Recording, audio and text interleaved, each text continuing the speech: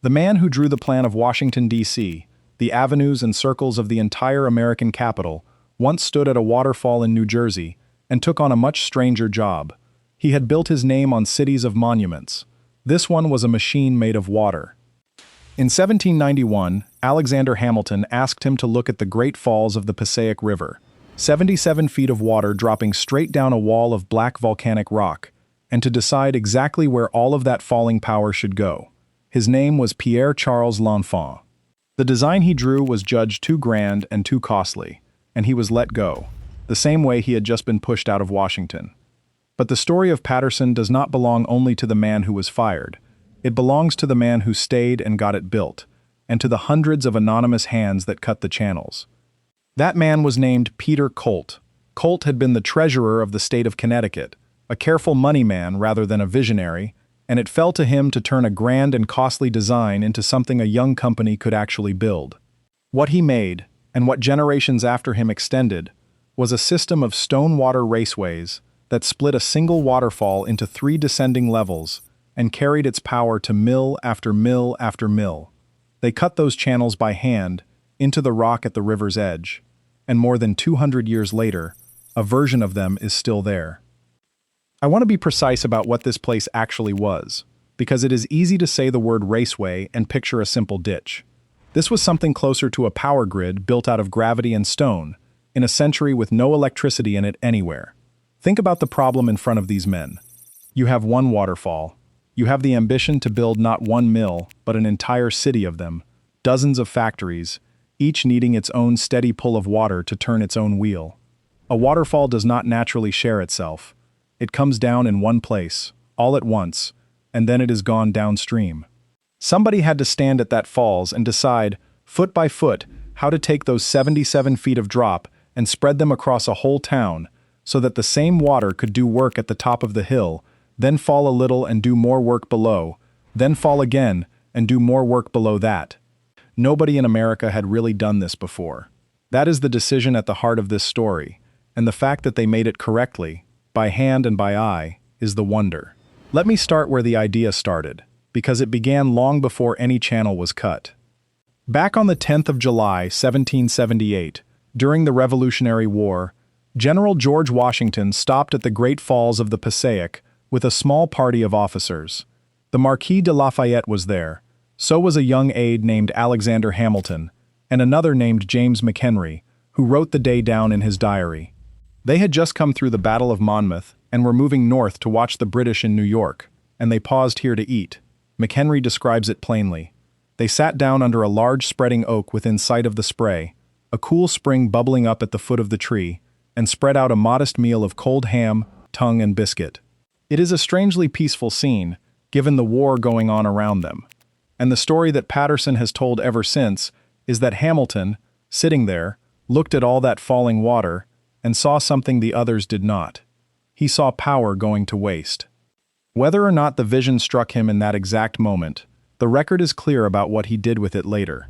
By the time Hamilton was the first Secretary of the Treasury of the United States, he had a plan for the young country, and a plan for this waterfall inside it. He believed America could not be truly independent while it bought its finished goods from Britain. It needed factories of its own.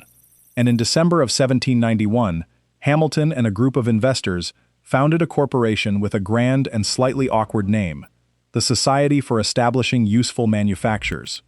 People simply called it the SUM. Its purpose was to build America's first planned industrial city from nothing, and after looking at sites across the region, the society chose this waterfall on the Passaic. The falls would be the engine. The city that grew around it would be named Paterson, after the governor of New Jersey who signed the society's charter. The ambition behind that name is worth pausing on. The society was chartered as a private corporation with sweeping powers, its own water rights to the river, and a kind of standing authority over the district it was about to build. This was not a plan for a mill. It was a plan for a manufacturing city willed into existence on paper before a single wheel had turned, an American answer to the industrial towns of Britain that Hamilton wanted the new republic to stop depending on. And every bit of that ambition rested on one practical question that no one in the country had really answered before. Could anyone actually take a wild waterfall and put it to work at the scale of a whole city? So Hamilton had his site and his money.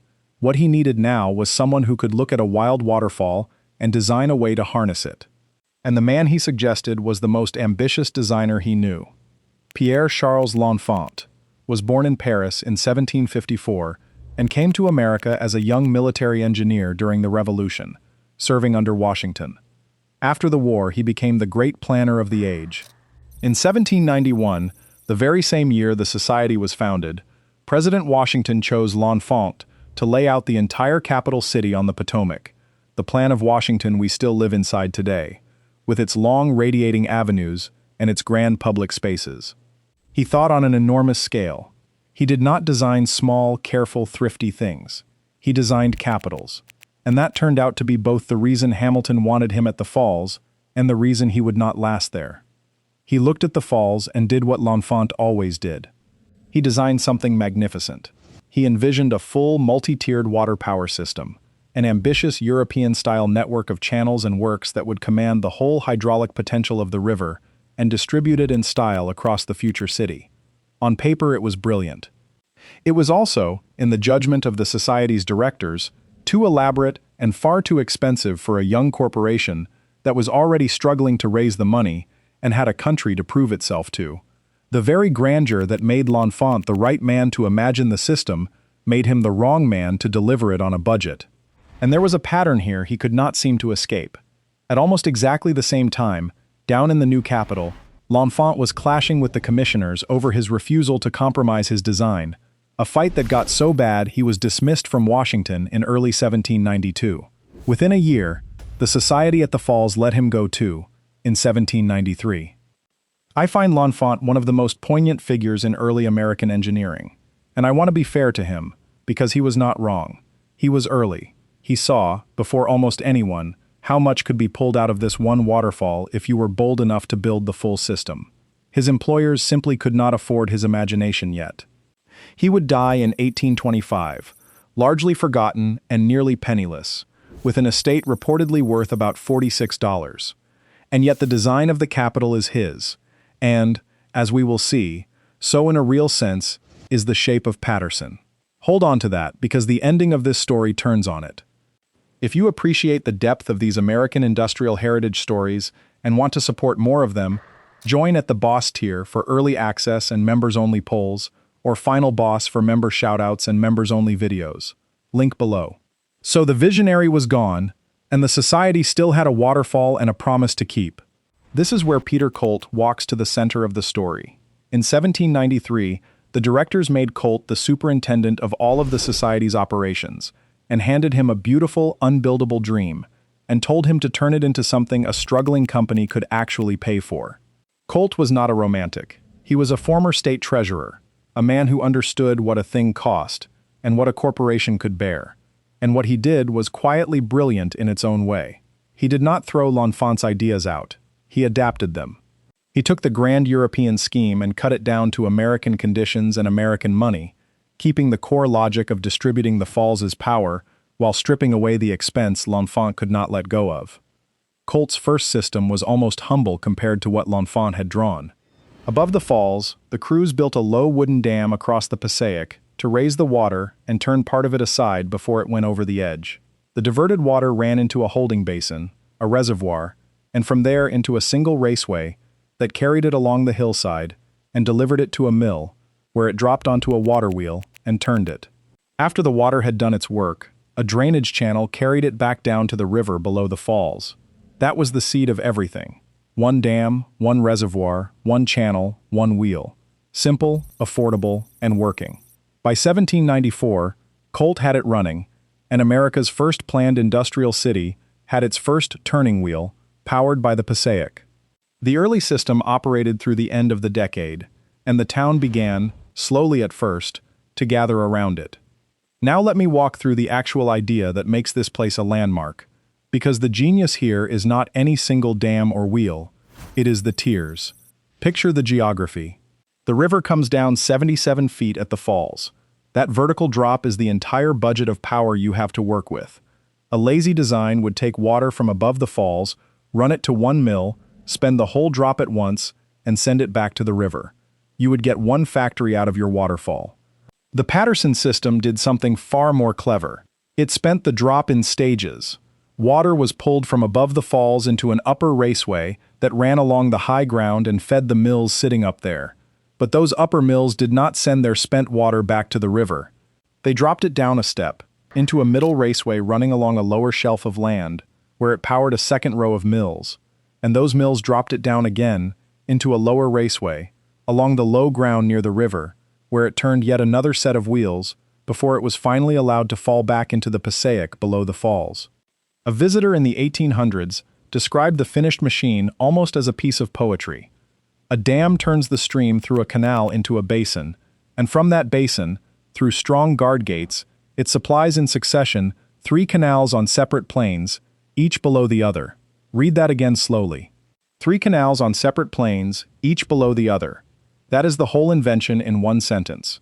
The same water was made to work 3 times on its way down the hill. Nothing was wasted. One waterfall, split by hand and by careful surveying into 3 descending streets of moving water, each one a row of factories deep. This is what people mean when they call the Great Falls Raceway system the oldest American community to fully integrate water power, industrial development, and city planning into a single design. The water system and the street system were laid out together, as one plan. Let me put you inside one of those mills, because that is where the design stops being a diagram and becomes real. Water arrives along the upper raceway, running level and quiet past the backs of the factories. At your mill, a smaller channel called a flume branches off through a guard gate and carries a measured share of that water straight to your wheel. The water drops onto the wheel turns, and inside the building that turning runs a whole forest of belts and shafts and looms. Then the spent water does not go home to the river. It is carried out the far side and dropped down into the middle raceway, where it becomes the working water for a mill on the shelf below you, and that mill drops it again into the lower raceway and a third mill below that. Every guard gate on that system was a decision about how much power each factory was owed, metered out in the exact width of a channel. A mill owner's whole livelihood could hang on how wide the society opened his gate. And here is the part the title of this video points at, the part I keep coming back to. All of that had to be cut by hand, into some of the hardest rock on the eastern seaboard. Let me talk about the ground these men were working. The Great Falls does not come down over soft earth. It pours over a cliff of basalt, a dark, dense volcanic rock, the cooled remains of ancient lava flows that built the Watchung Ridges hundreds of millions of years ago. It is the same tough trap rock that made the falls so dramatic in the first place, and it is brutally hard to cut. To carve a raceway along the river's edge, the crews had to open channels through and against that rock with the only tools the age offered.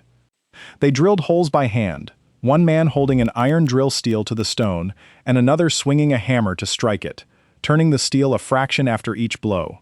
They packed those holes with black powder, because dynamite did not yet exist, lit them, and blasted the rock loose a bite at a time. Then they cleared the broken stone by hand and by cart, and where the channel walls needed to be raised and squared and made watertight, they laid them up in cut stone, block by dressed block, by hand. There was no electricity in any of this, no power shovels, no compressed air drills, no engines of any kind. The power the men were building had not yet been invented in the form we know, and so the system that would eventually pour out 2,000 horsepower was itself carved entirely by muscle, hammer, powder, and patience. Every foot of those stone channels represents a day of somebody swinging a hammer at basalt.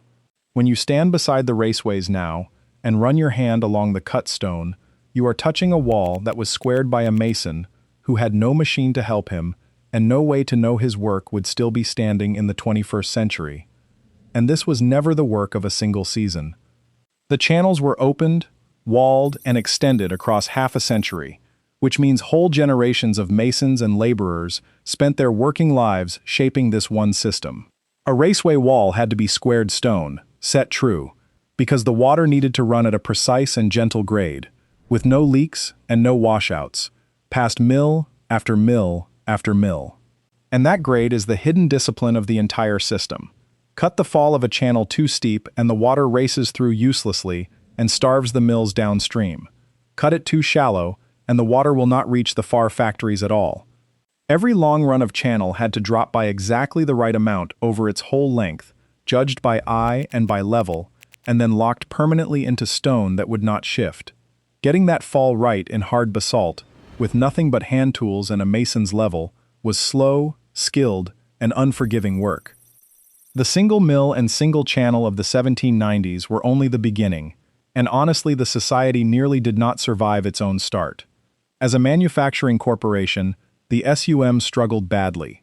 Its early attempts to run its own mills lost money, and by the end of the 1790s, the directors made a hard, clear-eyed decision that probably saved the whole enterprise.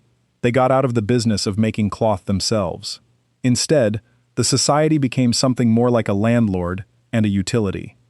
It would own the water and the water rights, build and maintain the raceways, and then sell water power to private manufacturers who came and built their own mills along the channels. In other words, the society stopped trying to be a factory and became the power company. And that decision turned Paterson into a magnet. The numbers show how strong the pull was. In the 1790s, the little settlement around the falls held maybe 500 people. By 1820, it was more than 5,000. As early as 1815, there were already 13 water-powered cotton mills running beside the falls, employing better than 2,000 workers between them, and every one of those mills was a paying customer, renting a measured share of the water that Colt's hand-cut channels delivered. The society had finally found the thing it could actually sell. It was the water itself, rented out by the foot.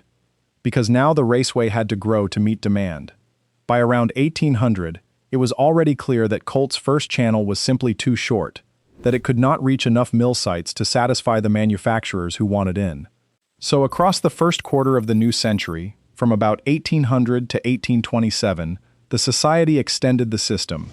It built a middle raceway reaching beyond the first mill site to serve new factories, including the Essex Mill along Mill Street, and it built a lower raceway running along what was then Boudinot Street and is now Van Houten Street.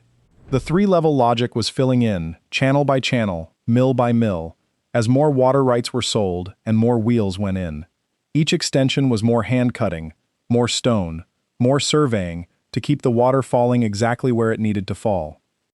If you're new here and enjoying this kind of historical depth, subscribe so you don't miss the next video. We publish new videos every week.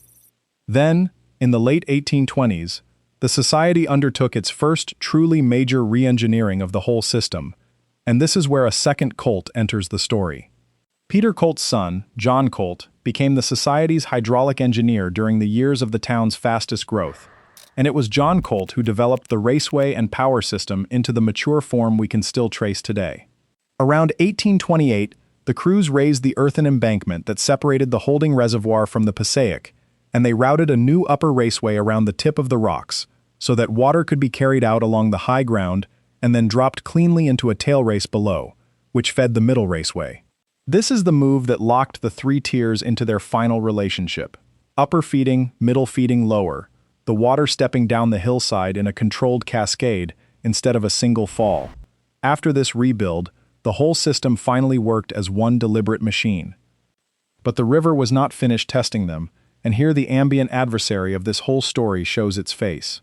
It was never a villain, it was water, and earth, and the simple fact that a dam made of packed earth will always, eventually, leak.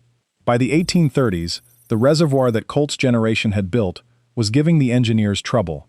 Water was seeping through the earthen dam that held it, and a leaking dam is a slow emergency. It wastes the very resource the whole town runs on, and it threatens to undermine itself.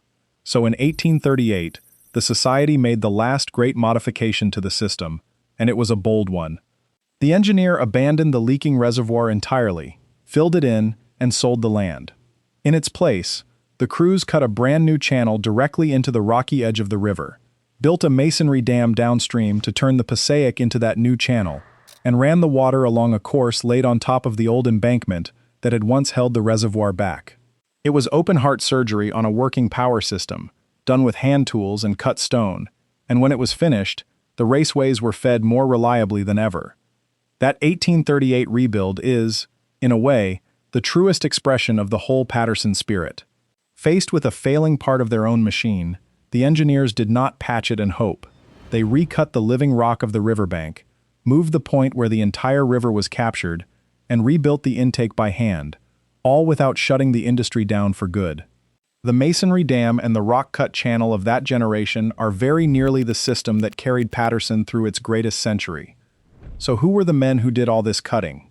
And here I have to be honest about what the record chose to keep. We know the visionaries by name. We know L'Enfant, and Peter Colt, and John Colt.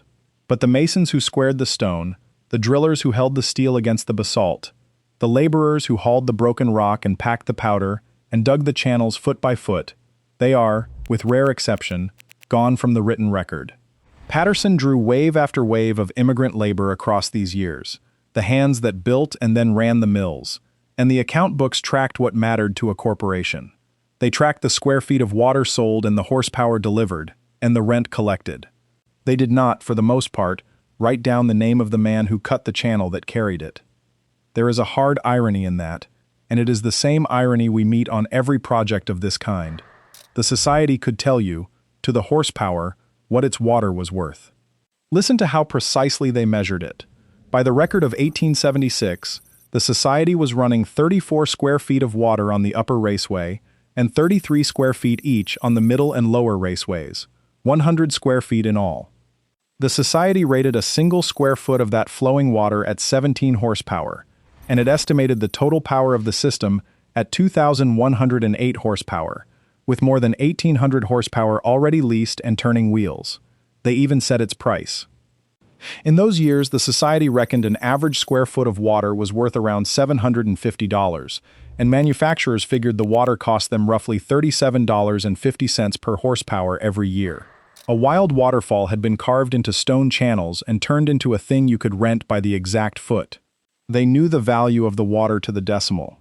The name of the man who cut the stone that carried it, they did not keep. If you want to honor these builders, you honor the work, because the work is very nearly the only monument they were allowed to leave. And what that anonymous work powered is almost hard to believe for one waterfall in New Jersey. The water in these hand-cut channels turned Paterson into the cradle of American industry. It ran the early cotton mills that were the whole reason the society existed. It ran, in time, the silk mills that made Paterson famous around the world as the Silk City. The silk story alone could carry its own film. A man named John Ryle, who had started life at the age of 5 as a bobbin boy in an English mill, came to Paterson and became known as the father of the American silk industry, and at the height of the trade, the city's silk mills employed many thousands of people. In the peak years before the First World War, Paterson held more than 300 silk factories and better than 18,000 silk workers, turning out tens of millions of dollars of finished goods every year. The looms weaving America's ribbons and linings and flagstock ran on the very same falling water that had turned the first cotton wheel back in the 1790s. It powered the locomotive works of Thomas Rogers and the companies that followed him, and by the third quarter of the 1800s, nearly 80% of all the steam locomotives built in America came out of Paterson, hauled to life by shops that the falls kept turning. Rogers had started out building textile machinery for these very mills before he turned to engines, and after him came the works of Grant, Danforth, Cook, and Swinburne, a whole cluster of locomotive builders drawn to the same water and the same skilled hands.